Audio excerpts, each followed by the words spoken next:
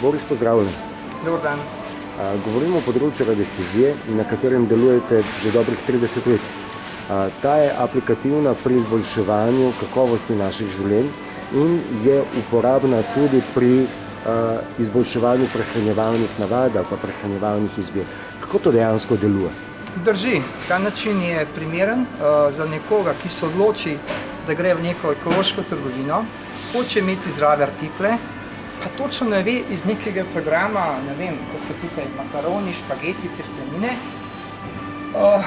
Rad bi izbral dober artikel za njega, ker vsaka oseba je individuum in njemu lahko manjka nekaj vitaminov ali pa mineralov iz tega programa ali pa rečemo nekih elementov, ker vidimo, da je več različnih firm in oseba pravzaprav bi rada zbrala najboljše, optimalno, ne vem, makarone, testenine, za sebe pa ne ve. No in takrat se, bom rekel, je primerno ali pa bi bilo dobro, da takrat se mogoče radiestezist pride in se tiste pol ure po tej trgovini sprehodimo in izberemo iz nekega programa, kar že uporablja ali bi uporabljala z ekološkega programa, ne vem, tudi tam je proso, tam so sadje, zelenjava. Pri zelenjavi se tako, da je sezonsko, vendar tam se spreminja glede na letne čase in tudi na potrebe človeka.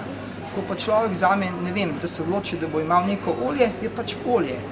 In tisto olje, ki vedno nekako manjka tej osebi po teh lastnostih, bi mu pač izbral neko, ali pa, ne vem, kispo olje in ima potem tisto izbrano.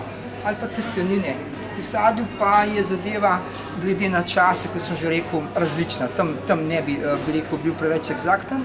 Tukaj bi pa lahko, ali pa pri dodatkih za vitamine, recimo, ne, ali pa pri zadevah, ki so, bom rekel, odločitev v paradajzu, ne vem, rižu, tam so zadeve. In se potem izbere ožni program, oseba, naprimer, ali pa moška, ženska jemljeta, pa ne veste, katero zadevo, takrat lahko to svetujem. Se pravi, najbolj optimalno artikel za to osebo, ki ga uporablja in potem bo najboljše lastnosti pobrala iz tega materijala ali pa iz te surovine. To bi bil en tak, bi rekel, odgovor, kako uporabiti znanje radiestezije. To je pač več načinov, ali je to biotenzor, ali nihalo, ali je pač, ne vem, miselni proces.